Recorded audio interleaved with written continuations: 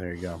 Survivor specialist Phil and Alexa are back, and today we have the pleasure of being joined by Brice Izyah from Survivor Cagayan, who has really, in the 5 years since Survivor Cagayan, just kind of taken over the Survivor Twitterverse. I have to say, Brice. He's already doing the faces and everything. I don't know. Is this going to be like an all miming podcast? Is that what's about to happen? I don't know. I just don't speak with my mouth. I speak with my hands and my eyes and my face. So, yes. But I was liking what you were saying. Keep going. I'm listening. Well, now anybody who's only listening on iTunes, you now know you have to watch the YouTube video because you're going to have to watch Brice's reactions. A lot of hand motions already. For anybody who's a huge fan of the podcast, when we had Wendell Holland on last season, we were Brice pretty much took over that podcast, and he started calling. Thought it was his show. We had Uncle Carl, and then we had Zaddy John, right? Those were the two. Yes, Zaddy John. There's a whole Zaddy calendar. Question mark? There is a whole Zaddy calendar. Yes. Okay. Anybody from this season make the Zaddy calendar? Is that even a question, Phil? I just want to find out. Fair question. You know? Yeah. I don't know if I can say it just yet, but just know the longest month of the year. Got it. Oh, okay. So they're still in the game, but they might not be in the game. Got it. Following. So not that I know. Anyway, so. We're going to be doing our predictions and power rankings for episode 7 of Survivor Edge of Extinction. Brice, in recent episodes or in recent weeks, the survivors have been killing it. And, last week, John Carroll had Joe in spot 13. And before that, Bradley and Brendan got off to a really bad start. But before that, we also had Kellen had Wendy in spot 12, which was a good spot. And Carl made the call of all calls when he had Rick in spot 15, the week Rick went home. So you got a lot to live up to here. I hope so. My fingers is crossed. Alexa, do you have any questions for Brice here, or do you want to talk about what just happened? Well, we do have a pretty angry group chat right now. No, but in the best way possible. Everyone always throws Phil and I under the bus, understandably, because our internet sucks and we don't know what we're doing. But Brice hopped on, and his voice, Phil and I are trying to describe what his voice sounds like. When you're watching an interview and there's a witness who wants to remain anonymous, and their face is it's all shadow, and it's like, I need to think of a sentence. Just go watch our Instagram. Just go watch our Instagram. That is what Brice sounded like for 3 minutes. But he didn't realize he sounded like that. And so Phil and I were just laughing at him. And he kept Xing out and coming back in. And now everything is fine. But yes, watch our Instagram because it's fucking hilarious. Thank you, Jesus. We got it together. That's so. The next question I have for you is, the War Dog has been a huge fan of us this entire season, and he claims he's not watching tonight, Brice. What did you do? Did you subtweet him? First of all, the War Dog loves me, okay? And I think his next tattoo is going to be, I love Brice. So you can better believe the War Dog is watching. I think he was just trying to be funny because he called me earlier and was like, I got class. I'm going to get out of class. I'm going to drive home so I can get in the group chat with Phil and Alexa and watch you. I was like, okay, all right, I'll see you. So no, the War Dog loves me. So I am like his #1 favorite survivor, period. Alexa just dropped off, and I have no idea why. But that's good to know because I was really concerned. And I swear that I'm going to put War Dog at #1 this week because I didn't think War Dog was going to be here. Alexa's back. Let's see. Can you still hear Alexa, Brice? I cannot. Oh, dear God. Oh, no, that's not good. Going out again. See, y'all, it's not me. I was on time and ready he was to go. No, you were waiting for the War Dog to come in. I don't know what just happened. Okay, well, Brice, it's just you and I now. So we do this live. We don't edit or anything fun like that. We just do it. Okay, well, listen. I am back. I'm taking over the specialist. I am back. I assume Brice cannot hear me. Yeah. So you can't hear Alexa? I can't hear her at all. I can X out and come back in if you want. Oh, this is strange. Everything is fine. Everything is fine. Well, we're having the time of our lives. They say they can hear Alexa, so I think it's you, Brice. I think it's not me. It's you. Tell them I said that. I didn't do nothing. I can be the translator if you need me to be. I'll just tell you what Alexa's saying, and then you can respond. It's not me. It's you. It says muted, unmuted. Hold on. I just want to make sure. he just muted Alexa, or did he mute me as well? No, I can hear you. So I was just trying to like go to my controls to make sure like I like don't have her muted. So we have Gabe Lucas, who said Alexa's mic is playing an April Fool's joke on us. I know. I think that might be what's happening. Cancel. I don't want to permanently ignore her. I feel permanently. So ignored. I like it says for some reason like it's. Oh no, wait, is it muted? Not muted. You keep muting her, and I keep unmuting her. Oh, okay. Well, mind you, because I'm trying to like see if that is what the issue is, because I can't hear her. I don't know. This is a new one. This is strange. Do we send Brice out and have him come back? Brice, do you think you could go out and come back in 2 seconds? Absolutely. All right. Absolutely. All right. right. We're doing it live. And So that's okay. it, guys. This is exciting. This is great. I'll be back. All right. So while we find out if Brice needs to come out and come back in, it's good to know that Brice and War Dog are friends, because I was really concerned that we weren't going to have War Dog here. That's Phil. We haven't talked to you in a week. Why don't you tell us your thoughts on the merge episode? I thought the merge was good, and I thought that Alexa and intern over complicated the jury, just like everybody else in the comments. So you're welcome, everyone. Why are you two so confused? And it's because we're not particularly smart, but we have this platform where we can talk. So that's kind of where we are. Yeah, I know. So oh wait, here's here we go.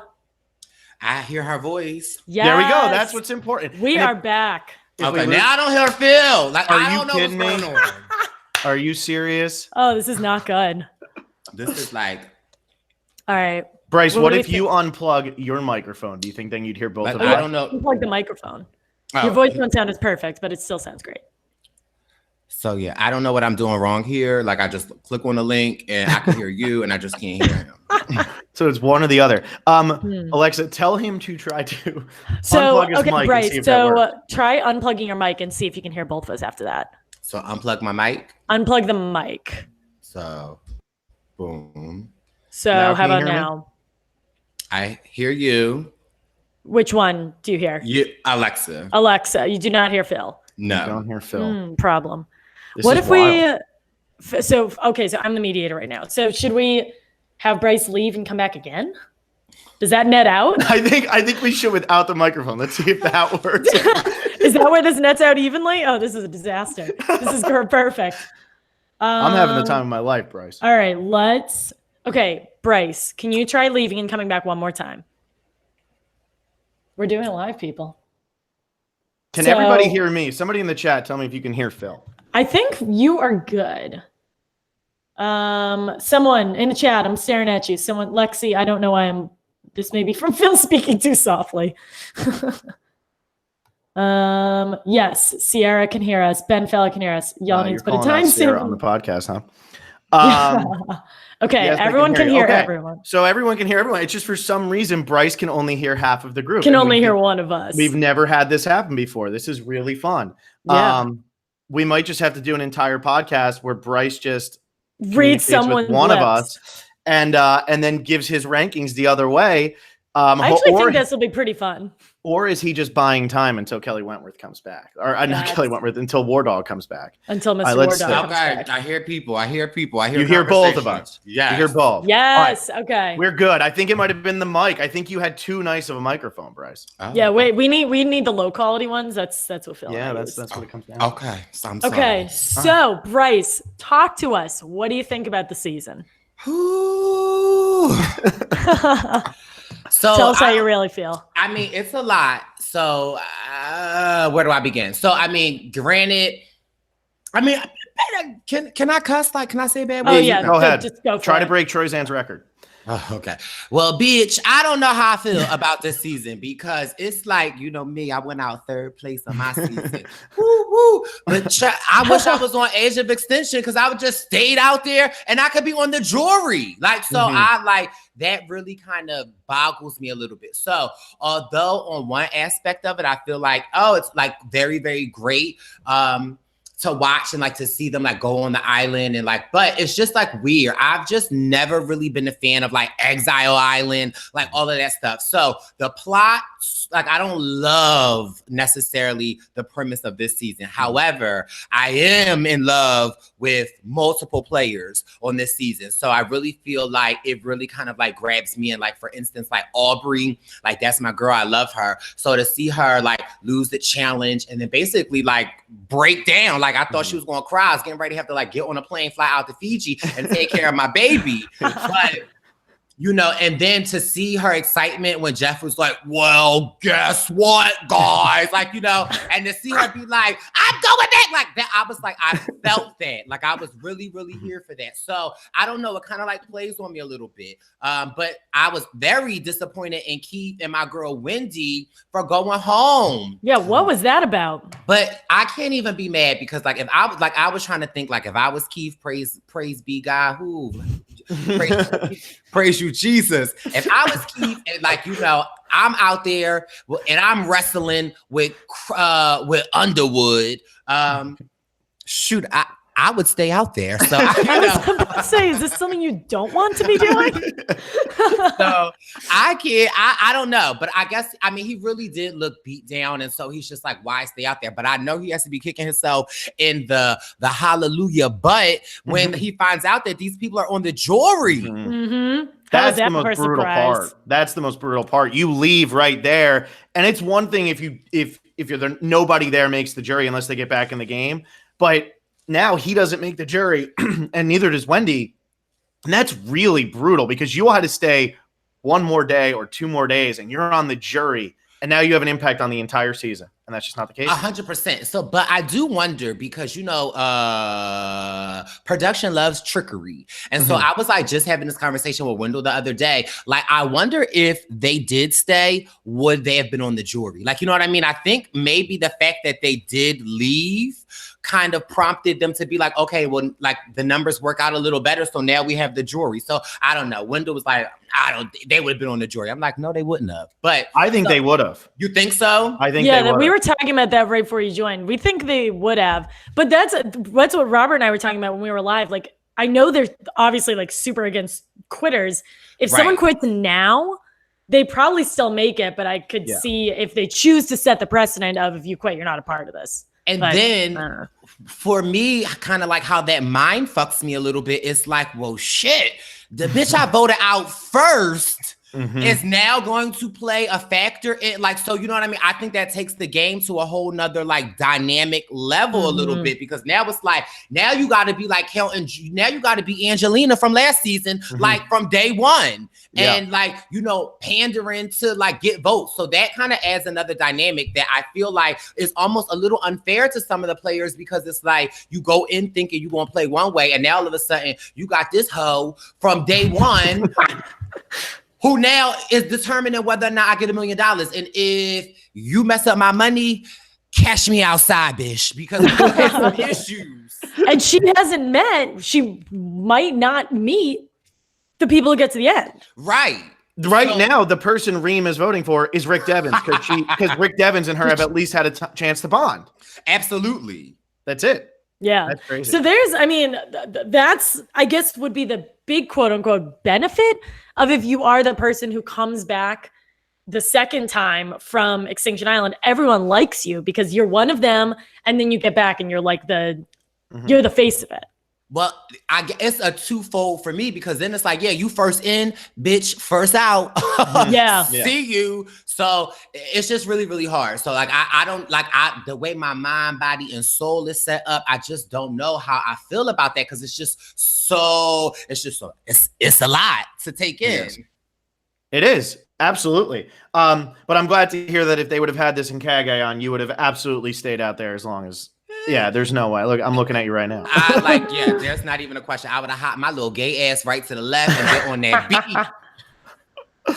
Oh my gosh. See, now where was this not saying that we didn't get this personality in Cagayan, but I feel like we missed an opportunity there, Brice, because I don't remember this Brice in Cagayan.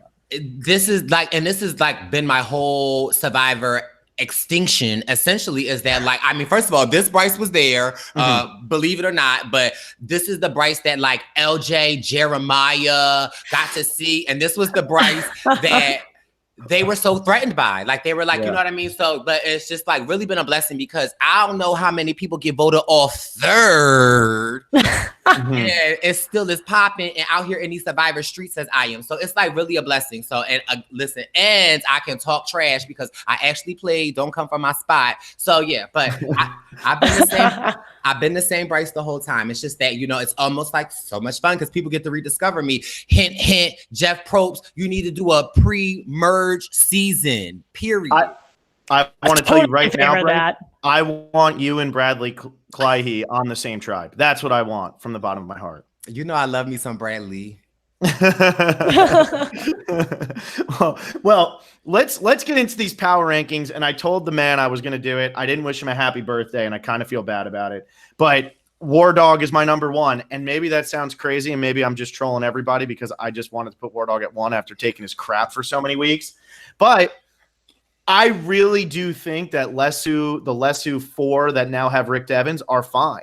And the good thing for War Dog is he doesn't have an idol, which sucks. But the people who do have idols are also the people who are going to be targeted. And if there's a split vote and the comma 6 plus somebody try to split votes on these Lesu 5, they're gunning for Wentworth. They're gunning for David. They might even gun for Lauren. We didn't hear a word from War Dog last week in terms of his strategy. We got to hear him say something before the merge, but I think that he's in a really good spot now because everybody else in his alliance looks like a bigger threat than War Dog. Even Rick Devens, especially because being arguably the best play in the game, which is win his way back into the game. So, yeah. So I think even though he doesn't have an idol, I'm putting War Dog at number one. And happy birthday, buddy. Sorry I didn't get to you yesterday. War Dog's birthday was yesterday? Mr. War Dog had a birthday yesterday. Oh, my God. I had no idea. Well, hold on real quick. Let me get happy birthday, Mr. War Dog. Happy birthday, Mr. War Dog. This is fucking unbelievable. I'm imagining my mother listening to this tomorrow morning, Brice. I love you so much. Well, I can't possibly top that. Not only did War Dog get in my number one spot, but Brice just sang him happy birthday. Well, I think Brice just like Mr. War Dog had quite the X-rated gesture at the end of that episode, and you just totally one-upped him sexually. So that's what I have to say about that. Well, thank you. I'm sweaty over here. All right. Brice, who's your number one? Well, it's not War Dog. Only because he's not. But I feel like being number one isn't. I mean, in my opinion, I feel like being number 12 is more like respectable than number one of how I look at it. So my number one is I have Gavin. Okay. Do you have little respect for Gavin? So, well, I mean, when you say it like that, no, I just feel like he is not a threat at this point because he's with the Coma 6 and he's Gucci. But what I'm saying is I have War Dog a little bit more lower because I feel like War Dog is going to be a little bit more of a threat, I feel like. So they may target him. So I feel like being target is an honor a little bit. So I don't mean it in a negative way. But yeah, War Dog's not my number one on my list, but he's number one in my heart. See, I wish I would have let you go first because then you could have made that speech and I wouldn't have had to do power ranking suicide here and put War Dog at number one.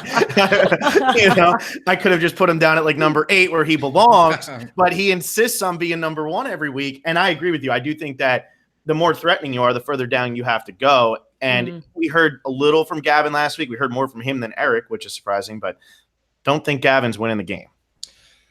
So, and this, so let me also break these down. So like this list that we created, because I had to call War Dog today because I was a little confused. So this is just going by like the next episode. Just this week. Correct. Okay, so not who I think is going to win the game. Okay. All right. Yeah. But we are going to ask you who you think is going to win the game. Yeah, we do want to know. Okay. You're allowed to say that. Okay. Well, because it's been changing a lot, but I like after last week's episode, I'm like, I feel like in my heart who I want to win. But we can get through these listings first because I don't want to just be getting up all this tea in the beginning. Keep people waiting. Alexa, who's your number one? My number one is not Rick. Or no, it is Rick. Oh, there, I gave it away. I was about to say it's not Gavin or not War Dog. It's Rick. I have Rick at number 1. I was super nervous for him because he's the guy who gets back in and doesn't have immunity. And I know a lot of people have a lot of opinions about this whole idol thing, but he's in a surprisingly fantastic spot. Yes, he voted incorrectly, but I read his Hollywood Reporter article about 20 minutes before we went live, and he and David still trusted that comma 6. And I don't know if I read it correctly, but I believe David and Rick knew they were going to be voting incorrectly, but to prove themselves to the comma group, they still voted the way that they did. And I think Julie really wants to work with him. I think that Cruz still wants to work with them, and he has an idol. So I think Rick's in a really, really good spot. He only has half of an idol, though. He's got to make sure David comes back and gives him the other half. Unless David steals it from him, which would be bold, but I like it. I didn't get to do the recap episode on Wednesday, so I just want to say this before we get to Brice's number 2. I just want to say this real quick. I know that there's a lot of crap going around about this idol, how it was put in the bag and all of that. This idol is fantastic if anybody but Rick comes back in the game, because nobody else had anybody to give the other half of the idol to. Everybody else, if you get voted out this early, and Brice, you know this, if you get voted out this early, no, but I want to hear what you have to say about this.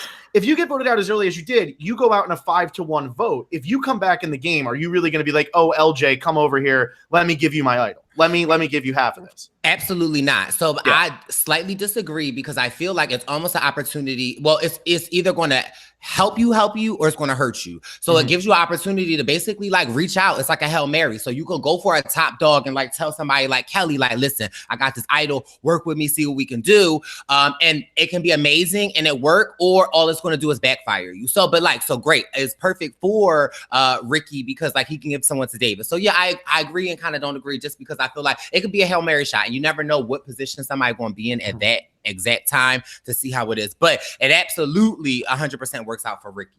Yeah, absolutely. Because the thing is, if it goes to anybody else, let's say Chris gets back in the game. Chris doesn't have somebody he immediately goes to and says, here's my idol. And let's say he thinks, oh, Eric's kind of got, he's got a similar physique. I'm going to go to that guy. So him and Eric start talking and he gives half an idol to Eric. Eric can say, I feel good about my position. Take that half of the idol and throw it in the ocean so that Chris has nothing. And because there's no guarantee that the person you give half to is ever going to benefit from that idol. It could actually only hurt them. Right. So I do think that it's interesting that because it's Rick, he had a very specific one person who did not vote him out, who he was incredibly close with, that he could immediately go to that no one else on that Edge of Extinction had. Yeah. So that's how I feel about that. I actually think that it's a pretty cool twist. I think that it worked out too simply because it was Rick Devens.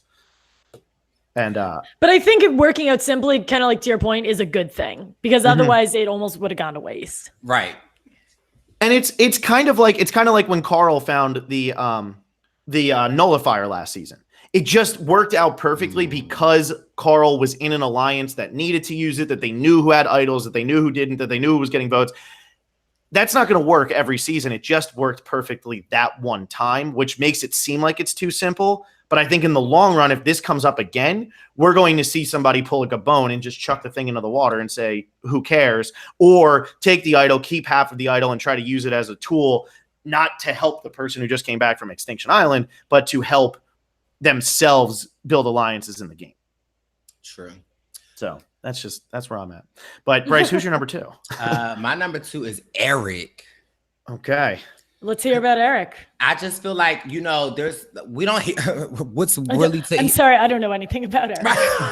Well, kind of neither do I. So that's why I kind of like, I put him like, we're kind of getting this far in the game and I'm forming my opinions and thoughts on people. And I'm just like looking at myself like, that's interesting. I don't really hear much about him. Like, and I feel like he's well respected and trusted among his alliance. And I don't really know much about him. Like, I just know that like he's a thin Caucasian guy that got a tattoo on his chest. And so I'm like, at this point in the game, it's pretty good. So I feel like he's really under the radar a lot. So I don't feel like he's going home next episode. So that's why I got him number 2. Yeah, and he's in that majority alliance of 6, but we don't know who, like other than Gavin, we don't know where he actually stands in that majority of 6. Like, is he in the top of it, or are him and Gavin having their own plans where they plan on flipping on the Rons of the world who are at the top, two tops can flip. So I mean, so I've heard. I gotta watch what I say on the podcast here. Huh? My number 2 and my number 3, I think they go hand in hand. I got Kelly Wentworth at number 2, and I got Lauren at number 3. Oh, look at Brice doesn't agree. She's got an idol. I mean, true. And so does Lauren. True. So I'm gonna piggyback off of Phil. I switch. I have Lauren at 2 and Kelly at 3. Yes, because they have an idol. They both have idols. And also because Lauren had the greatest eye roll of all time last week. But additionally, they know that things didn't go their way. So they're already on high alert. If they were super confident, if they were at the top, then I would say like, oh, okay, they're confident. They might not want to play it. But they know how last week went. So they're holding them. I don't know how close they were to actually playing them, but they made some really great faces while deliberating it or deliberating something earlier in Tribal. But I think to Phil's point, they both have idols. They're both aligned with each other. They're in the minority, but now like half of this minority has idols, and they know that they're on the bottom.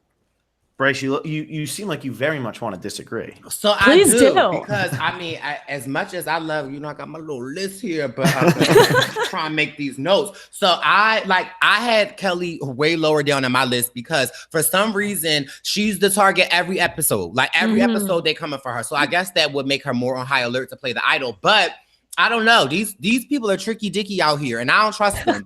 And I have Kelly a lot lower because they're still gunning for Kelly. So my opinion, I don't feel like with how strong the Coma 6 is, I don't think they really going to flip or like switch up yet. Not when you literally can pick the rest of the people off. And like, to me, Gavin, Eric, what's that other girl name? Victoria, Julie, Victoria. Like they seem to be smart in their thinking. So like I don't like my number 3. I got Julia, my girl Julia, Dr. Carter, because she's still kind of like out there. She's still kind of wrapped in the Coma Alliance. We don't really get to see her talking much about strategy or whatever. It's more them kind of going. So we don't really know where she is on that alliance. However, if history repeats itself like anything, being as though she's a female and a minority of this alliance of 6, I would have to imagine that she's probably somewhere not feeling as strong in that alliance. So she can kind of go elsewhere and flip and work with other people. So I really feel like Julia is kind of in a great position. So I don't really think she's got a lot of targets on her back. So I got my girl Julia at my number 3. We might have flipped power rankings here, Brice. I have Julia much lower. So I'll talk about her though when I get to her. I just want to say too, with the Coma 6, I thought they made a really good move last week, getting rid of somebody who wasn't in their alliance without needing anybody to come into their group. So it's still 6 on 6 this week. Right. The biggest problem for the Coma 6 is that there's 3 idols on the other side. And there's 3 idols between 5 of the people they'd want to go for, because I don't see them going for Aurora right now, because I just think like, what is she going to do? And there's 3 idols between 5 people, and 2 idols are in a really tight group of 3, and the other idol is in a group of 2 that both know about the idol. So I don't know if War Dog actually knows that idols are out there, which is why I'm scared that I put him at number 1, but I know he just got to the chat. So again, I want to reiterate, War Dog was my number 1. But I think it's going to be really hard to vote out one of the Lesu 5 this week, which is why I have Devins at number 4, because I think it's going to be difficult because there's so many idols in play and so many people know about these idols. Well, that's true. I also took into consideration, first of all, happy birthday, War Dog. Oh, War Dog, you missed a lot.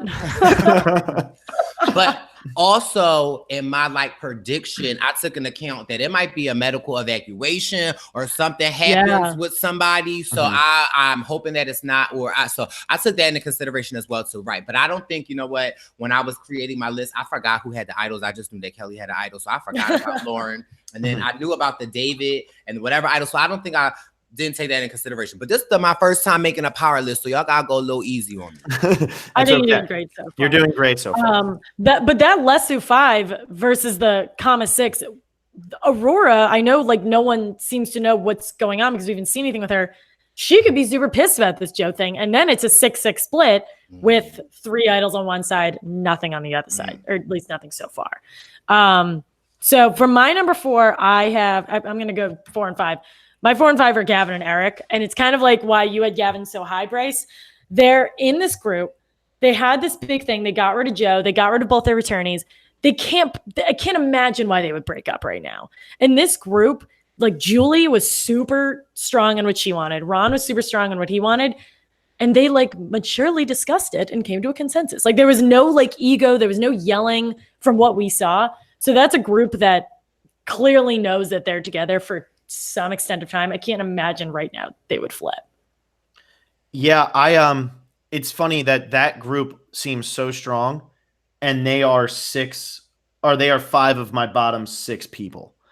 Like seriously, because it does seem like a really strong group, but I just feel like this week something's going to go down with them because they're almost getting a little too cocky. They're getting very cocky. They're too confident, and there's too many obstacles against them.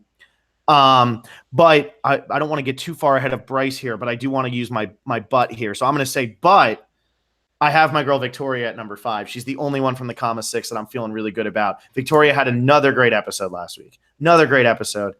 Brice, you want to jump in on Victoria here? You look like I feel the same way. She's my number 5. I had Victoria as my number 5. I don't feel like she's really a threat. However, Victoria, in my opinion, is emerging as a bad bitch this season because she is clearly like, first of all, before even reading her bio, I definitely could tell that Victoria has a lot of siblings because the way that she's able to like maneuver in and out of these conversations is like really amazing to me. But the fact of like how she's able to sit there and tell somebody like and listen to what somebody's saying, which would be hard for me. Like clearly, if I'm out on the island, which is maybe why I might have went home third, somebody say something I don't like, it's gonna be hard for me to be like, yeah, I'm gonna go what you saying. Like, but the way that Victoria does it is so easily, and the fact that like she can go to people and has that power really kind of like makes me like want to tip my head off to her.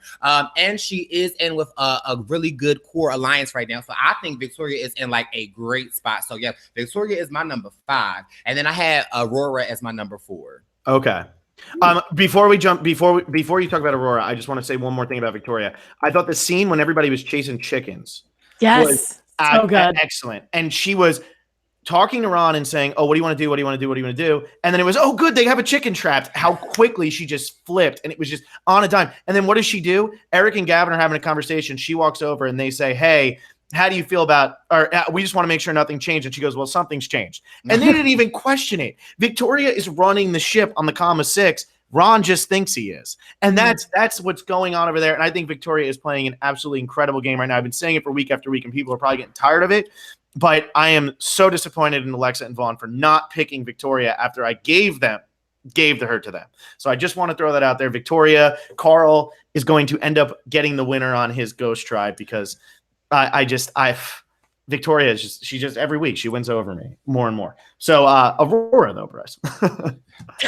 So I just have her as my number 4 because I don't really know much about her. And I feel like at this point in the game, I should like have an opinion on you. And I don't really have much of an opinion on like where she stands and how strong she is in an alliance. So that's why I have her my number 4 because I don't really feel like people are going to like change to target her yet. And I don't really see her. Well, now I'm like changing what I'm saying, but because you can move people around whenever you want. Welcome to our podcast. We change minds all the time.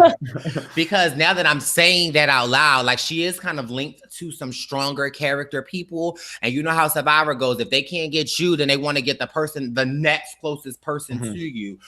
So and wait, Aurora has black hair, or is that Lauren? That's Lauren. Aurora is like dirty blonde. Okay, right. Okay, good. So I know I'm talking about the same person. So yeah. So I mean, how long were we? Yeah, I would like see how long you can roll with this. So, but yeah, no, but I like Aurora, and I think that she's in a good position. But it's just like as far as character development and seeing like how it's going to go, it's hard for me. That's why I have her as like my number 4 because I don't think she's going to be a target just yet. But you never know how the chips are going to fall. And in an episode where I could see an idol or two getting played, she could be like that one person. Yeah. She gets one vote, and there goes Aurora, and that's why we didn't hear much from her because she didn't really make it too much of an impact one way or the other. So who knows? I mean, this episode goes so many ways because there is a clear, strong 6, and then there's the other side that isn't as united. They're really split up, but they have most of the power, despite the fact that they're not going to use it the way the Davids did. Like, it's not going to be Kelly Wentworth and David saying, hey, buddy, get over here and let's use our idols together because that'll never happen, but they all might accidentally do it. So that'll make some damn good TV. I know. I'm hoping for a great episode this week. Alexa, who's your number 6? My number 6 is Victoria. And I think when I was doing predictions last week, my whole thing for her was like, she had this huge move, gets rid of Aubrey. Now she needs to take a step back. And that is exactly what she did. This was Ron's episode, and Victoria was, in terms of like the strategy, like she wasn't the one loudly driving it. She was the one doing it behind the scenes, which is exactly where she wants to be in that first merge boo, because she doesn't want to have her name floating around as the one with the main idea. And then now she can take that. So I think Victoria had a great episode. 6 is pretty low for her, but as strong as this 6 is, Phil, you're right. Like this, we have a strong 6 and a really disjointed 5 plus Aurora. I don't even know if Aurora's talked to them. I'll get to her later.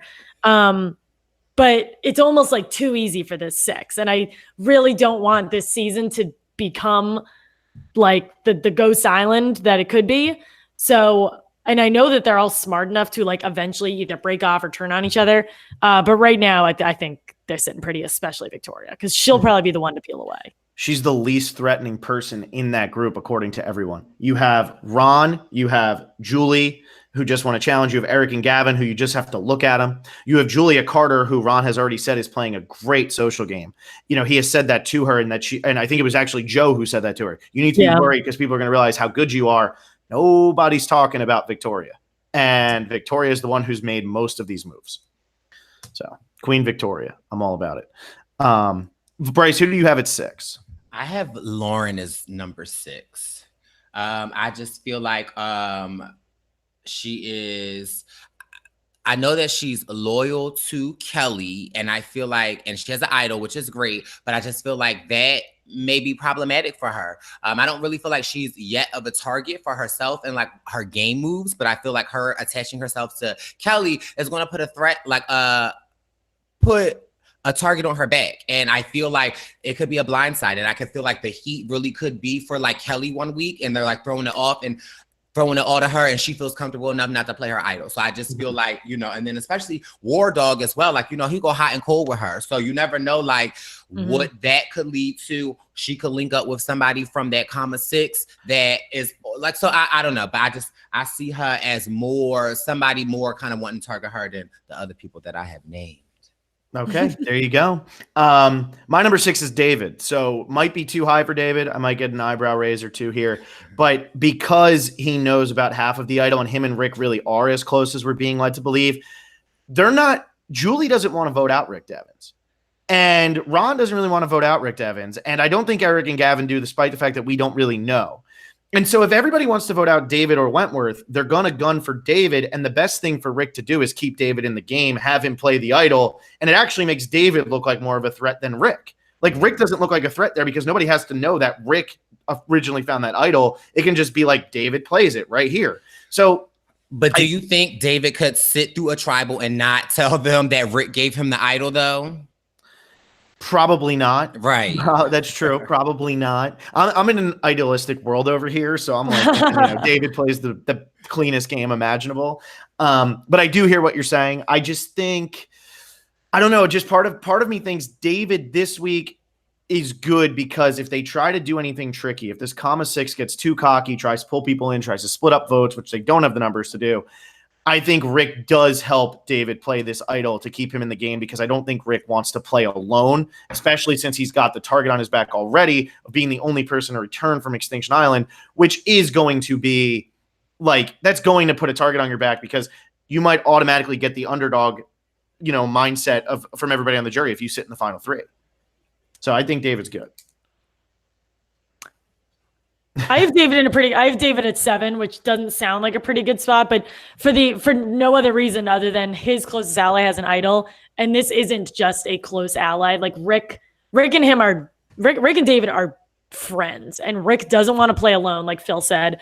Rick still needs to get some form of footing, and he's going to be playing with David, who really knows what he's doing with an idol. So I think David's going to be okay, even though this comma group has a real like issue with the returnees. David is doing a pretty good job of just not seeming like returning. And I think out of those two, the comma 6 would go for Wentworth before they'd go for David. Absolutely. Who's your number 7 here, Brice? I see a lot of head nodding, but because y'all be making sense, but it be questioning. So my number 7 is Julie, aka Monica Culpepper, because I thought Julie had a great episode last week. I really felt as though like she's like the fans always like, we want a strong woman. Where's a strong woman? And I felt like she kind of represented that. Like she was like like you said, they had a disagreement. They were able to talk about it.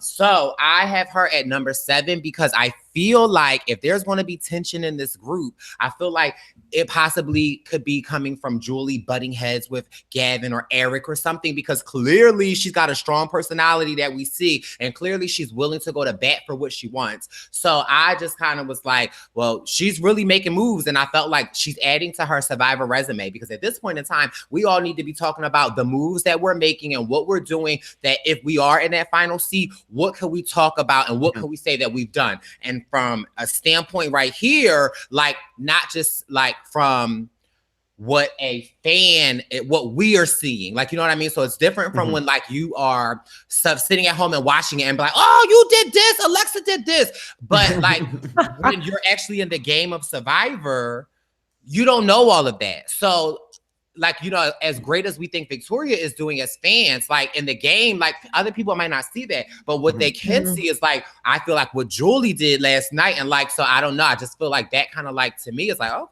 okay, girl, I see you, but could be putting her at odds with people in her alliance, because like, they like, clearly we saw like, we saw what could be, so that's why I feel like, that's why I got my girl at number 7. And all anybody did was talk about how buff Julie was in that challenge. There's a lot of David was like, she's got some muscle, and she's like, no, I don't stop. Yeah, she's just flexing, and she's like, she's got that like Greek goddess bod just standing there. But yeah, I worry. The only thing I worry about with Julie is, what do the Lesu 5 actually think of her? And I keep calling them Lesu 5, even though they're not together, but it just feels easier. No one agrees with each other. Yeah, but what do they think of her? Are they worried that she might actually be too good of a player? Like, these are huge fans. David Wright's a huge fan, and Julie could be like a Denise Stapley for all he knows. Like, she could be very similar to that, the older woman who just is playing an incredible social game, and they really don't know her at all. But she just voted the right way in a vote where almost no one did. And Julie, from what we saw, seems to be the only original comma to go over and talk to any of them. So that either gives them a sense of security or a sense of, oh crap, she's really good at this game. Yeah, could go either way. I agree. Put a target on her back. Yeah. I'll get the deadly duo out of the way real quick. I got Gavin at 7 and Eric at 8. It's really funny that every time we do this podcast, our guest, Alexa, or I, it doesn't matter who our guest is, we always have Gavin and Eric back to back. And Brice, you kept the tradition alive, because they really aren't doing anything to separate themselves. Right. All I know about Gavin is that he's aligned with Eric, and all I know about Eric is that he's aligned with Gavin. And not for nothing, they are very similar. Like they're very similar players. So it's like so interesting to me. But we know that's not going to last forever. So it'd be interesting to see when that duo does break up.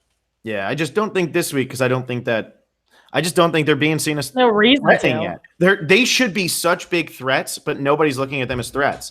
And I think it comes from a strategic point. I don't think anybody thinks that Gavin or Eric is going to blindside them. I think they're more worried about some other people out there.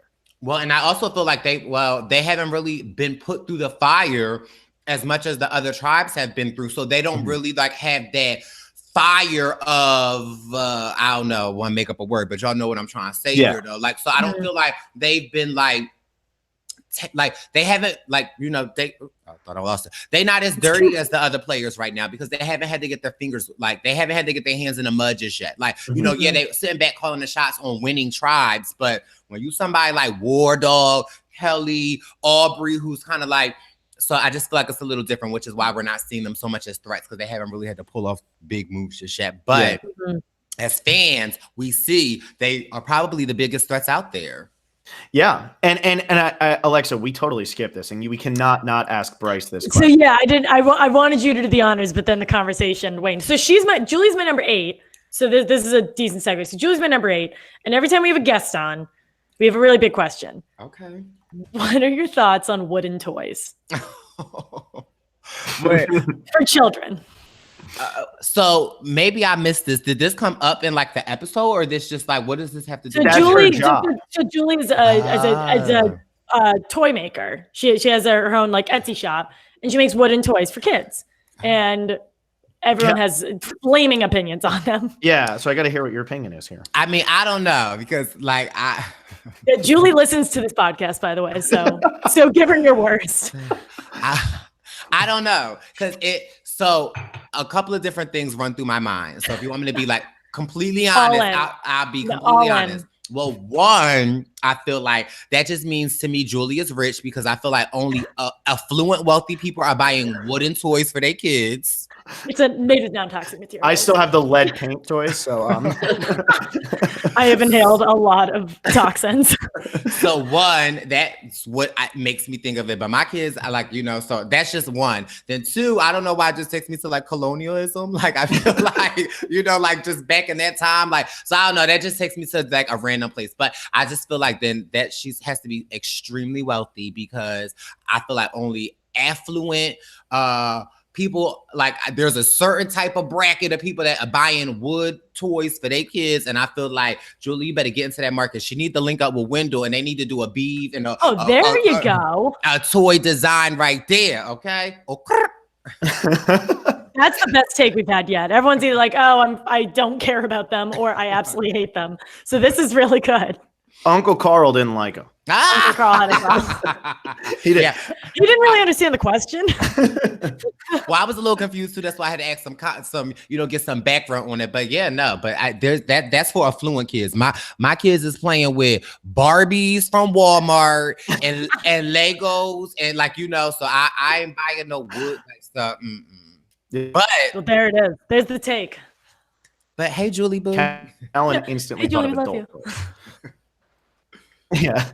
Did my line come across there? No, I don't think it did. So I think I was frozen. Tell the joke again. Oh, all I said was I'm glad that Brice didn't take it where Kellen did because Kellen took it to adult. Well, yeah. So I asked the question in the wrong way. I think I said, "What's your unadulterated thoughts?" And when you say the word unadulterated, that's where the line goes.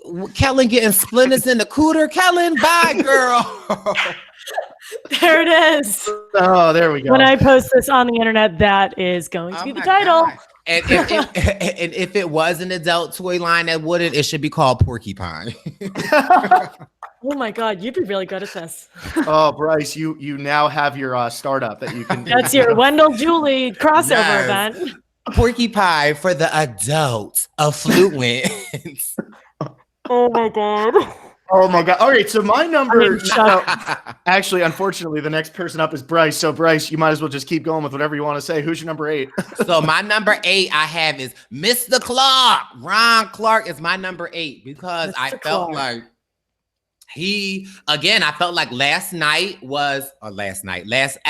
week's episode was a great episode for Ron. I felt like he emerged, which I kind of feel like is why he's my number 8 because this early in the season, he kind of emerged as this like person that's like, so 2 things, mind you, I'm all over the place. I'm getting so excited about this. So Ron Clark really took me for a loop at Tribal when they were like talking about who they were going to vote for and how he was like giving clues and indicators that like he was with Joe and kind of like making Joe feel comfortable to ensure that like, you know what I mean? But then to sit back and like, and execute it. So like, ooh, that's only something a gay man could do. So I loved it. Like I was here for it. I was like, yes, Mr. Clark. So, but also I can see from the previews and kind of like how things going, I feel like Mr. Clark might be feeling himself a little bit, which is like so dangerous. And already from what we've seen from episode 1, Mr. Clark is like handsome. Mr. Clark is funny. Mr. Clark dances, like, all of these great attributes that like people love, or like, you know what I mean, are automatically like when it comes down to like, all they have to do is say his name and then they're like, you know what? He's this, he's that, he's a threat. Get him out of here. So it's like, that's why but I love Mr. Clark. But it just make me a little nervous about it. I'm seeing the rankings and I don't hear sorry, the War Dog just texted me. War Dog, wait, give me a second. Is War Dog leaving? No, he's texting me, and he's throwing me off. He's confused me for a second. But yeah, so that's Lauren and Aurora are different people. Yeah. Wait, did I interchangeably use them? No. Can I want to, before you answer War Dog, I got to ask you a question. Yes. So on your season, when was LJ the most confident? Well, I mean, I have to say, because I don't know if I see my whole season in its entirety, to be honest. I'll tell you, I'll give you the answer then. LJ was the most confident after Sarah Lucina went home. That's right. When did LJ go home? Right after Sarah Lucina. And that's kind of what I'm feeling about Ron Clark here. He wanted to get rid of Joe so bad, and he finally gets rid of Joe, and he did it perfectly. I mean, Ron Clark last week was unbelievable. Won MVP, totally deserved MVP, amazing play. But I'm worried that he's going to fall into this LJ trap now where he's got his 6 and the other side has a 6. But like I said, the other 6 have 3 idols. Right. And his 6 don't have any idols. And he is the biggest threat, at least from everybody else's perspective, in his 6 right now, which means Ron Clark, this could be his week. And that's my biggest fear for him. And I get really big LJ vibes from him right now. I can agree. And I don't want to see it happening, but I just kind of like see Mr. Clark riding that wave of feeling himself. And then all it takes is like Julie to kind of like disagree with him about the next. Like, so I'm a little nervous for Mr. Clark. So that's who my number 8 is. Okay. My number 9 is Julia Carter, who I'm glad we're starting to see more of now. And she's starting to come back up. So she's I think that's 3 episodes in a row we've heard from Julie after 4 episodes in a row of not hearing from her at all. So I'm glad we're starting to hear where Julia Carter stands. And I think she's in a pretty good spot. I just have her low because why didn't we hear from her earlier? And if my fear that this -6 is actually somebody's going to go home from them this week, I fear that it could be Julia just because of the lack of edit and because Joe told her she's a threat. And not that anything Joe has said on really any of his seasons of Survivor have been true. I still think that maybe he was right about this one thing and Julia Carter could go home. Although glad we're seeing her. I got her in spot number 9 and she's no longer purple Julia, no matter what anybody wants to say. That's where I have Julia too. I have her at number 9. And I thought I was going to have like the entirety of the -6 higher up. And 9 is obviously pretty low. There's only 12 people, but I think Julia's okay. This is just like, I guess, an edit thing. And then maybe I know we used the idol point as like the potential reason why Aurora could go home. I think that could be the same for Julia. I think it's interesting that like that my opinion of Julia is so much different than your opinion, like you guys both opinion of hers, or just like even that, like the fact that even Joe's saying that like you're such a threat. Like in my opinion, currently right now, Julia is way more a threat than Julia. And I don't know, it's just so interesting to me, like, you know, because I think, you know, the topic that nobody really wants to touch on is always so touchy. It's like, you know, like kind of like the race topic a little bit of like, you know, Julia being a Black woman out there. And it's just like they automatically like label her these things. And it's just like, oh, they go with it. But like in reality, like what really has Julia done to put like a threat on her that we have seen, other than that she's killed in the challenge, but so has Julie.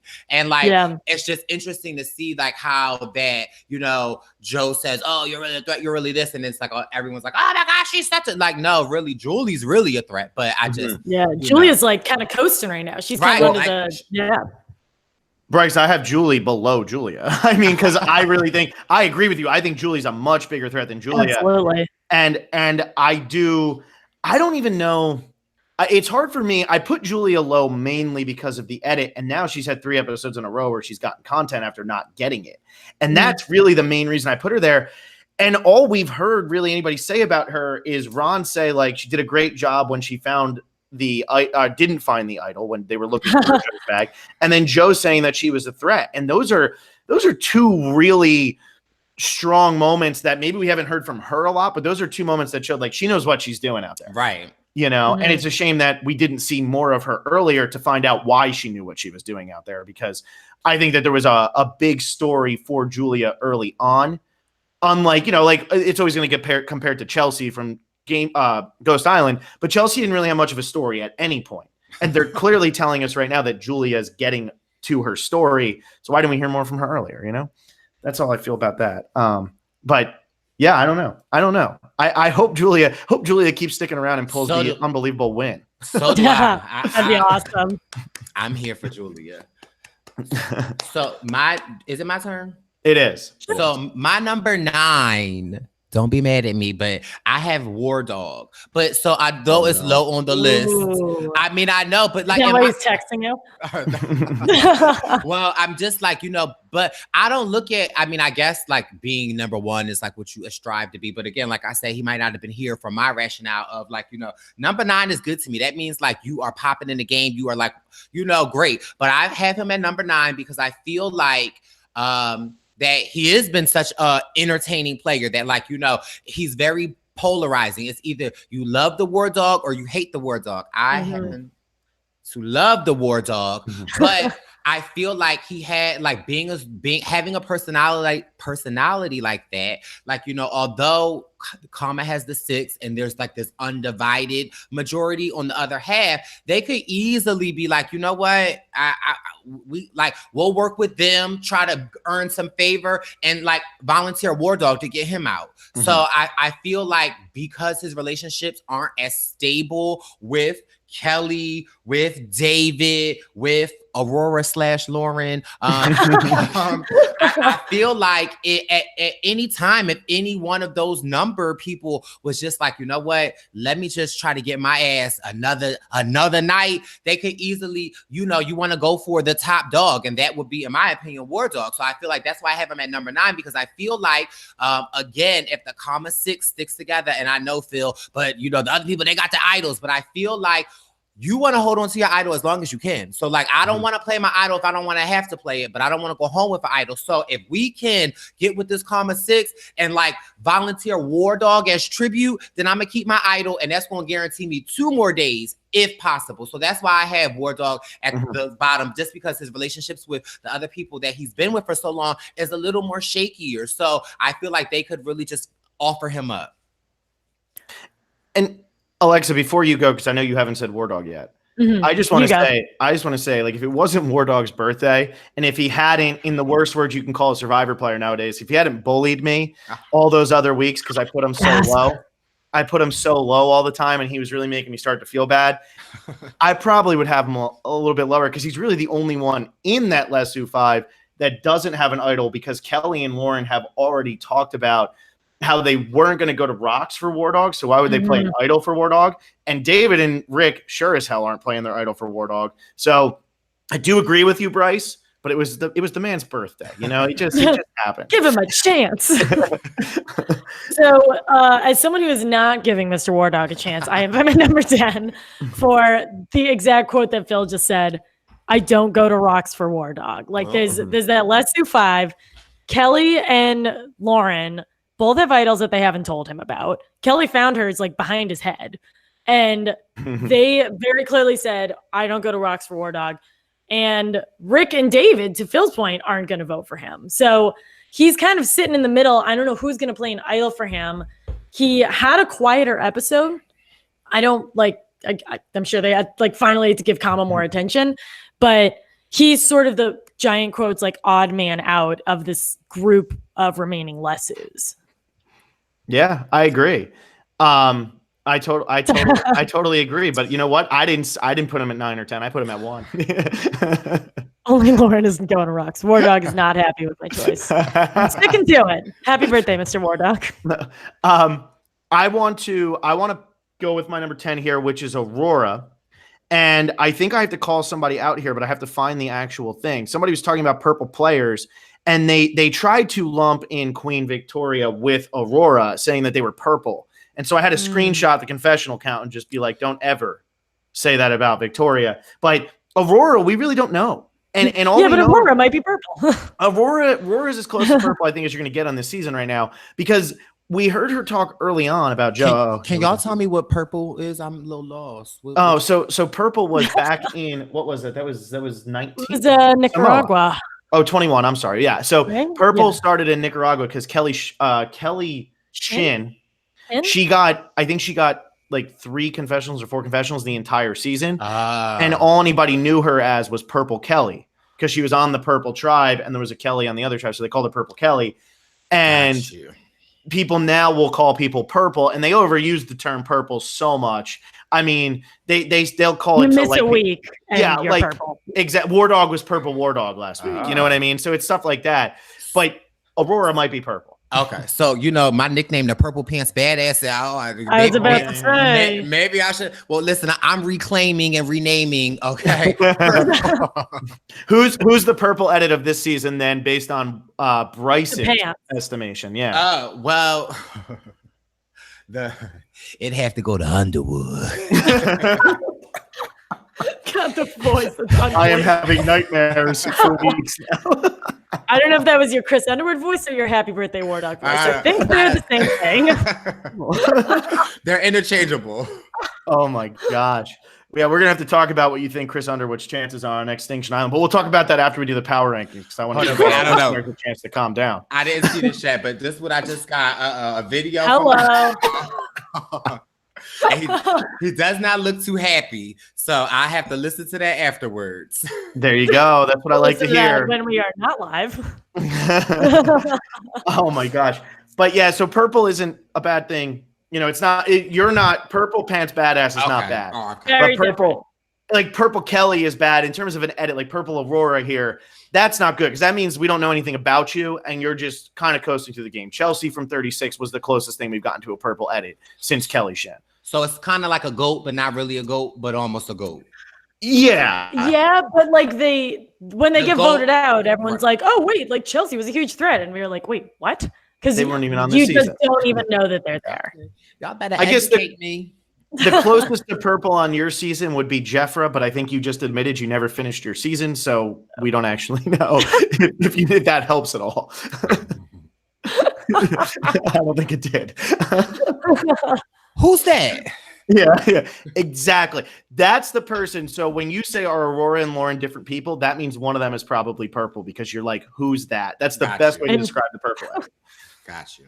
But neither of the hair is purple. Yes. But Brice, who's your number 10? So my number 10 is David because I feel like although he has this idol with Rick, I don't feel like Rick will play an idol for him because I feel like Rick is like, I just got back in the game. You are my closest ally. But sometimes in Survivor, it's going to come down to that decision where you have to pick, do you want to save somebody or save yourself? Also, I feel like after Joe just went out, I feel like now everybody's about to get on this train of let's get these returning players out and done with. And so since Kelly and David are left, they're going to have the biggest targets on their back. David does not necessarily have an idol, so he's out there. David's not going to win this game. So the only thing that I feel like what David is going to do is going to be a +1. Like, you know, so he's going to be either Rick's +1. So Rick can do whatever he can do to bring him along. But at some point in time, they're going to have to get severed. And I feel like, again, at this point in the game and how I should have been playing on my season is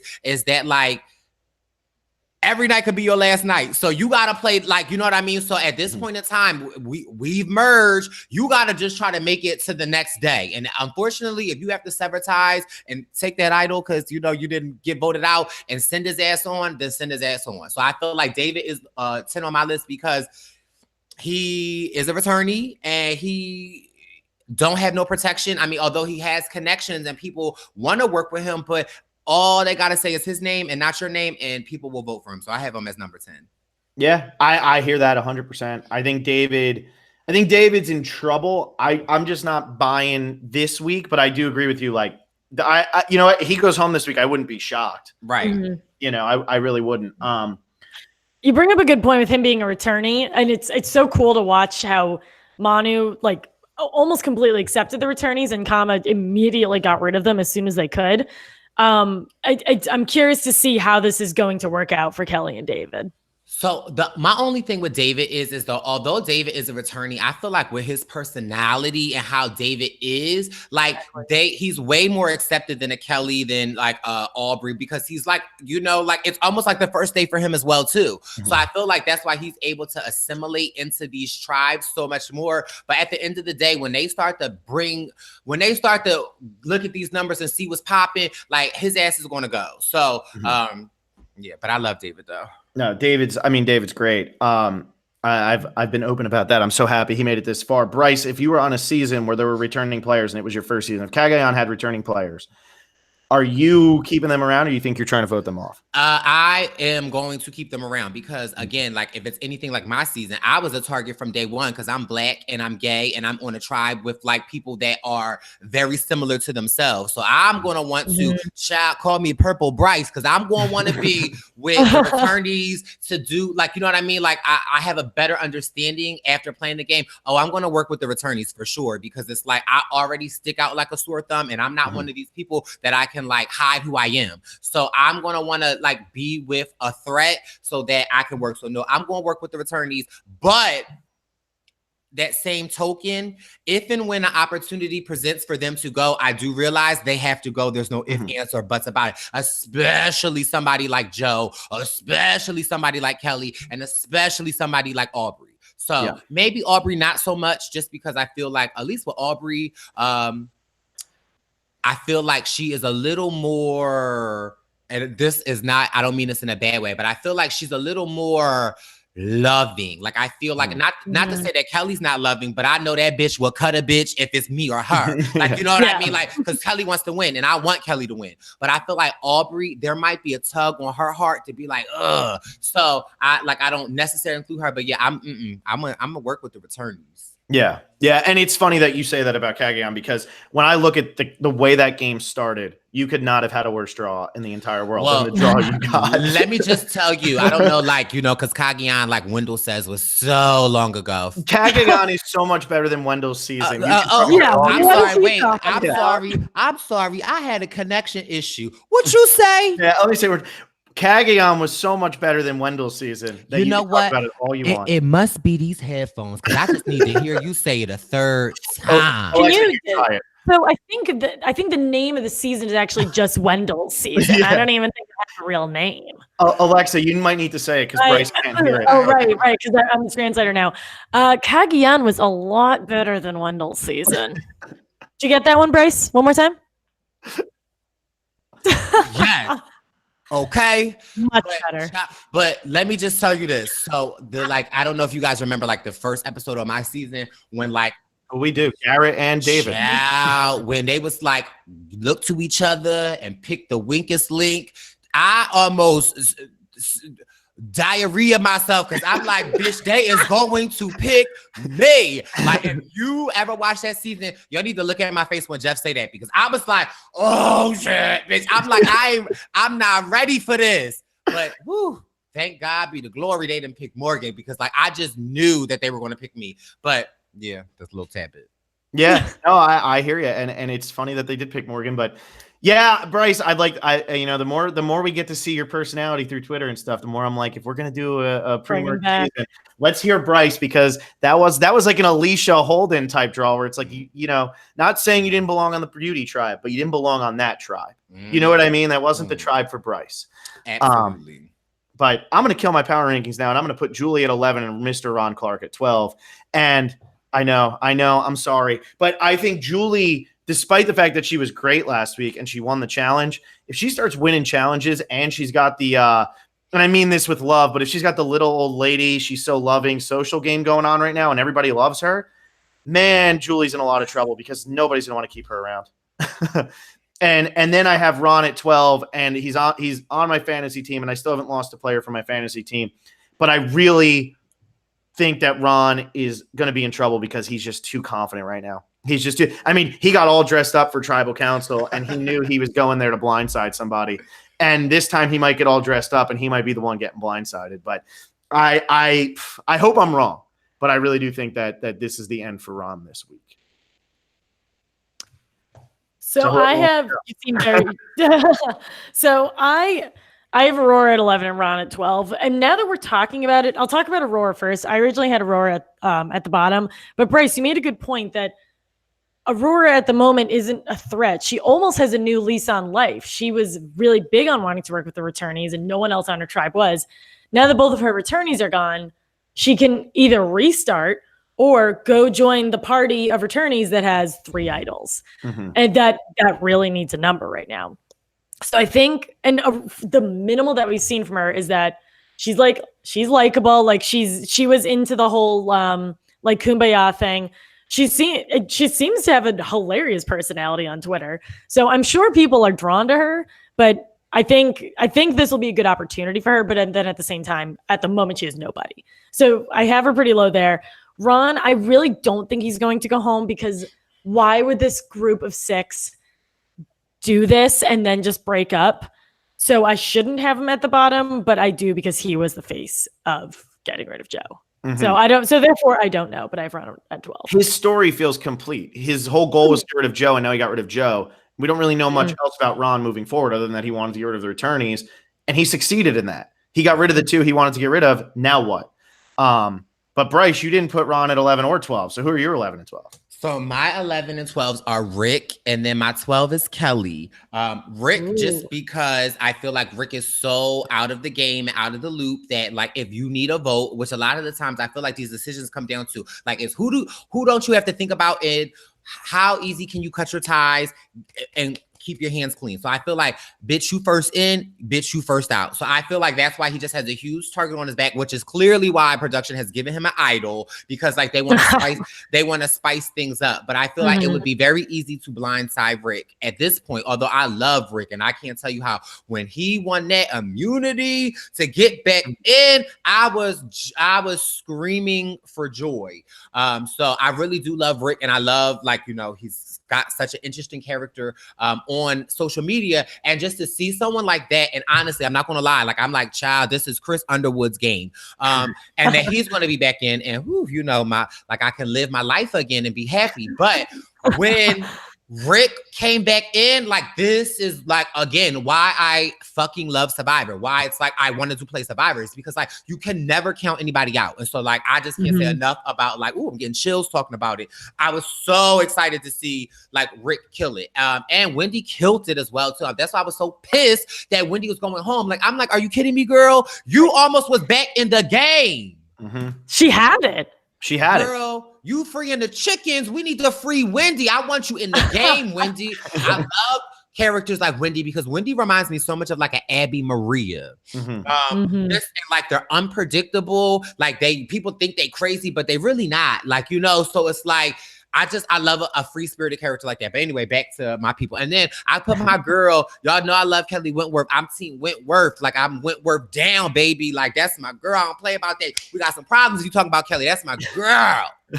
But she's your number 12. But she's my number 12 only because, like, you know, they coming for her. I mean, they've been coming for her, or I should say David has been coming for her since day one. Like, Kelly ain't have no break out here. She's been on the losing tribe. Like, you know, she's beat down mentally. She's beat down physically. Like, you know what I mean? So I just feel like why are they going to stop the hate the Kelly train? Like, they're going to continue to move forward with it. So I feel like, you know, I don't know, but I just feel like they're going to try to get her out. Not that I want her to go out at all, but I just feel like they on this, you know, they need to get off the Wentworth train and they need to jump on somebody else's train. But like, I just feel like they're going to continue to come for her. So I feel like, child, play your idol so you don't go home. But I feel like Kelly is a smart player. Like last episode, if I was playing Survivor and I was Kelly, bitch, I would have been playing that idol. Bitch, I'd have been, I don't even have an idol, but bitch, I'd have been wearing my idol on my neck like this and tribal. So that's it. That, you know, so she is a smart player, and she is like, you know, she wants to hold on to that idol as long as possible, which you should. But like, girl, I just, you know, that 1 second that you miss the mark, like, you'll go home. Yeah. But you don't really go home because you'll go to exile. I mean, you'll go to Ghost, not Ghost. You'll go to Edge of Extinction. But So you just go back to Ghost Island. So, Brice, what I'm really looking forward to now, for anybody who's only listening and didn't see that, I'm looking forward to when Brice comes back on Survivor, goes to his first tribal council, and just hides behind a bush the entire tribal council. That's what I'm looking forward to. And he's standing there just peeking out. Right. And Jeff's like, Brice, where's Brice? What's Brice doing? Because that was, I like that. Anyway, so Brice, before we get into like our eliminator game, which we'll explain in a second, I know. Look at the face. There we go. First, I want to know who's winning this season. So, I originally, just by looking at my cast photos, and I did like a cast assessment, and I feel like in line there's a winner pose. So I feel like that. Like, I remember seeing you post about this. The arms, right? Yes, there's the arms, like where it's like right below your chest, got your nipples out, no thumbs. Like there's a winner pose that doesn't always follow. But to me, who nailed the winner pose completely was Gavin. I was like, oh, and being as though that we haven't seen much of Gavin. Like, you know, like we just have not seen a lot of, like we have, but we haven't. But as I watched the show, and I want Victoria to win. I want Victoria to win. I feel like I just love what I see about like with her and like how strong she is and how like, you know, like you said, feel like she can flip or switch. But I do tell you one thing about Victoria. You know how people like experience things like, you know, some people like say sound or like I experience through smell. I really want to know what that damn hat smell like right now. Because that looks so comfy. That looks like a pillow. I mean, I know, but it just, you know, being as though I played Survivor before, I know that must smell like a dead puppy that got ran over and like sitting in the sun. But I'm just curious what it smelled like. But we'll have to ask her. She's also like hilarious. Like everything that comes out of her mouth is so funny. Yes. Don't worry, Brice. She washes that hat in their boiling water, so you know. Then they drink it, and it's all good. It's like whatever. You know? Oh my God. Well, thanks for that, Victoria. I was hoping you'd win, but now that your hat smells, please get voted out and go take a shower. Next, who's the next person coming back from Edge of Extinction? Shit. Like, so first of all, again, y'all know how I feel about this. Well, clearly it's either going to be Chris Underwood or Joey Ingram. And I'm sorry, Joey, it's your third time playing. Boom, boom, boom. You made the merge. See ya. Bring me Chris. Bring me Chris. I knew Bring him here. Bring him here. Bring him here. Bring him here. Hold on. Bring him here. Oh my God. Brice is now twerking. Listen, y'all know Game of Thrones is getting ready to come back on. Bring me Chris. Well, there we have it. I mean, I can't really tell. I can't tell who he wants. It's like a very lukewarm opinion of how bad he wants Chris to come back in the game. My God. But you got to love at least the fact that every time they cut to Extinction Island, you know you're going to see Chris in the really short brief, like the unbuttoned shirt, just standing there chilling. You know? Yes, I know. That's why I loves it. Okay. And also CBS, listen, no more swimming trunks. I like this season. Keep them in their underwear. Poor David, though. You know, I mean, David's got the Dave. No, I'm just saying, David's like had like the what do you call it? He's had like the underwear since like the day one photo. At least everybody else was wearing pants on day one. David, I don't think they even offered pants to. So straight to the undies.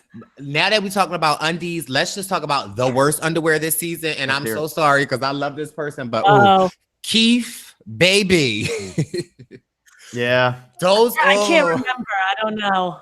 Do I Google? I'm Googling. Stand by. Hold on, wait. I might got a photo for you. But yeah, Brice has his Survivor Season 38 underwear collection. I cannot believe that I just Googled this. Yeah, you'll see. Child, they was horrible, Keith. Like one thing you should know, future Survivor players that are listening, because I know there's somebody that's going to play Survivor that's listening to this podcast. Keep the underwear tight. Don't have no loosey-goosey. Hold on. High and tight. All right, I'm going down a weird. And Brice's enjoyment. I'm in a weird internet hole. I gotta get out of here. Just DM it to me. Don't. I feel like that's whatever. Hey, you know what, Brice? You spend whatever you want to send. We're all in. Just DM whatever you want to us. Gotcha. Hold on, wait. I don't know where it went at. Hold on, but I probably deleted it because it's got so many of Chris. But so Chris makes your calendar. I haven't said that. Okay. Well, who makes your calendar from this season? So I can give away that the War Dog is in the calendar. Mr. War Dog. Is it a shot of him throwing? Please tell me it's a shot of him throwing. Sucking it to the ground. What do you mean? You mean that Olympic throw? Because he was in the Olympics with that throw, right? Yeah, that's the throw. Yeah, javelin guy.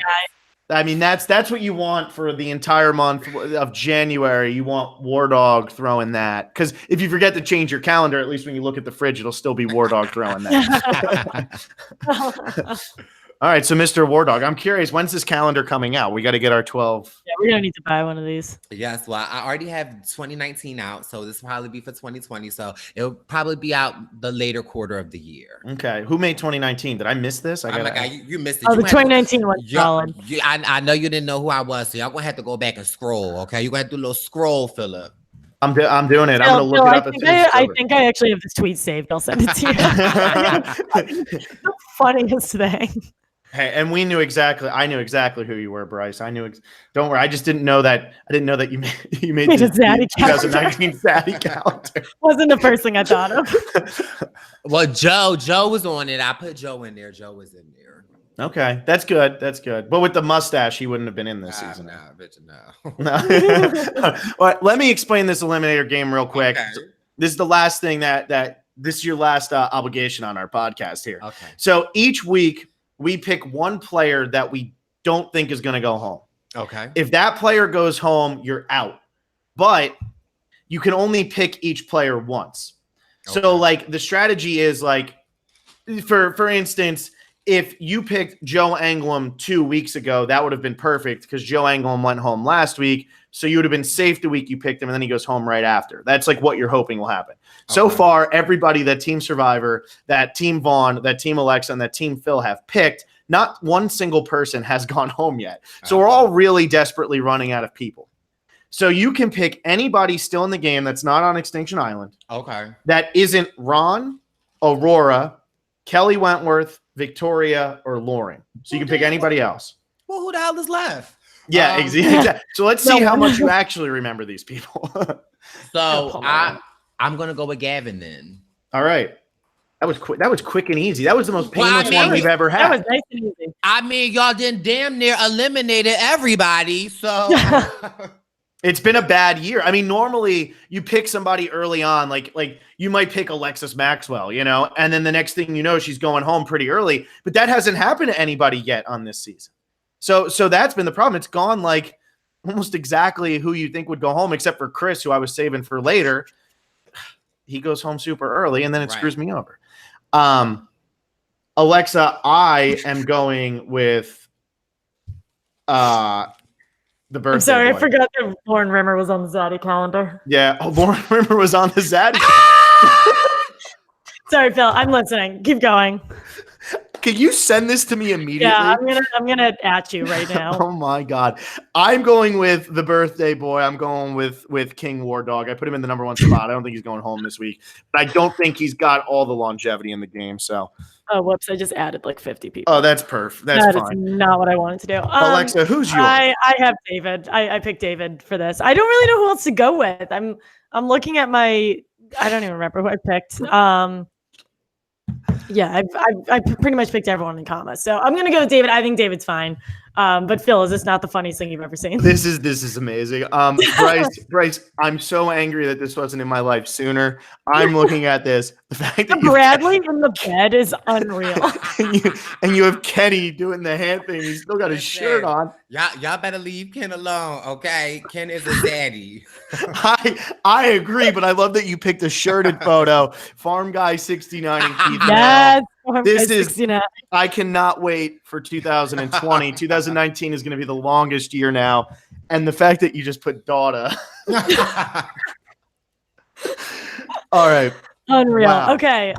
What other official podcast business do we have? Did Vaughn send us an eliminator or no? No, because we forgot to ask him. All right, so we got to get from Vaughn. I think that's what a time to be alive. Brice, do you have any like anything else you want to get to that we didn't get to? Do you have any closing remarks? Any advice on how to get on the Zaddy calendar? Maybe. I mean, my goodness. What can I do? I don't know. You got to just be yourself. If you're a true Zaddy, it will come out. If you try too hard, you can't be on the Zaddy calendar. That is inspiration like I've never heard. Yes. But I did just want to slightly mention that I have a new single coming out this Friday, which will be available on all music platforms, iTunes, Google, Spotify, Tidal. It is called What You're Looking For. Here's the cover of my single. Great promotion. So, if you not something to pop in your ear on Friday, you can go ahead and check that out. Brice Izyah featuring E. Barrios, What You're Looking For, available on all all music platforms on this Friday. So excited. So are you going to be singing this because you and Wendell have been promoting the hell out of this thing. Ooh. Are you going to be singing this at the karaoke night? So believe it or not, I'm not a singer. I actually rap. So I'm a rapper. So no, I actually will not be rapping it, but even better, I am officially going to premiere my video for my song at the party. So y'all want to make sure you get your tickets. Wendell and I have an amazing karaoke party in Philly. So if you in Philly, New Jersey, New York, daughter, you want to come on by, swing on by. The tickets are available at eventbrite.com. So you can click the link in my bio, Wendell's bio, or, just DM us and we can talk to you about it. But it's April 16th in Philadelphia at Reserve Lounge. And yes, the official Brice Izyah video for What You're Looking For will be premiered there. So you don't want to miss it. And you don't want to miss all the surprises and the special guests that we've got coming. So it's amazing. I have never been more pissed off to live in Los Angeles, California. The lineup is unreal. Yeah, I've never been angrier than right now. I lived on the East Coast for the first 22 years of my life, and there were no cool Survivor events that were happening. And now for like the last 6 years, I feel like every week the East Coasters are pulling their weight, and I've been yet to go to a really cool West Coast party. So, a real Zaddy would fly out, Phil. So I know. I know. Oh my God. Guess we know who's now in 2020. It's still early. That's not. I can't believe I didn't make the 2020. If you need me, if you want to put me on the Zaddy calendar, I can pose and like Bradley did in his photo with a fake backdrop behind me, so it looks like I'm out in the middle of the wilderness when really I'm just in my bed. I don't really understand this, but don't come for my Bradley. Bradley looks amazing. I agree. Don't tell Bradley I said that though. All right, Brice, you have anything else? That was some pretty good promotion there. If not, we're going to have Alexa take it home. No, I'm just so excited. Just don't forget, April 16th, Reserve Lounge. Get your tickets at eventbrite.com. And this Friday, the world premiere of my new single, What You Looking For, featuring E. Barrios. I'm so excited for you guys to hear it. I don't even need to close this out. I feel like Brice closed this out perfectly. Everything I was going to do was just promote everything he's doing. Well, we ruin everything beautiful, so let's go. So I am here to ruin this podcast that started with only two of us talking to each other at once. We've really come a long way, guys. So with that, Phil and I will be back this Wednesday at 9:07 to 10 p.m. Eastern to... Is this episode 7? Is that what we're doing? This is episode 7. For our episode 7 recap. So make sure to tune in for that. In the meantime, like us on Facebook, follow us on Instagram. I'm going to post a video of Brice with the weird anonymous voice on our Instagram because it's absurd. Follow us on, which one am I? Follow us on Twitter. Subscribe to us on YouTube and listen on iTunes. And make sure to go on Tidal and Spotify and all of these music platforms and check out Brice's new single this Friday.